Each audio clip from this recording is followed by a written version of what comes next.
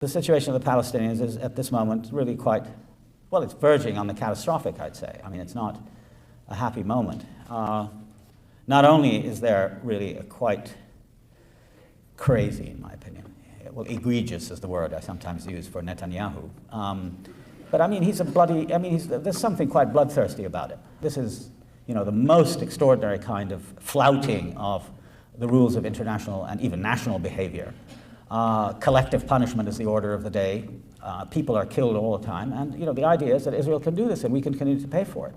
Until there's a widespread recognition and acknowledgement of what Israel cost the Palestinians, and that the present identity of Israel today is fundamentally intertwined with the tragedy of the Palestinians, one caused by the other, there will never be peace, because you can't continue to sweep away the fact that Israel was constructed on the ruins of another society and by the mass dispossession of another people who remain unacknowledged as just sort of obscure natives in the background, back to the desert, let them go to one of the other Arab countries. That's been the position. The Oslo Accords say specifically that Israel bears no responsibility for the costs of the occupation.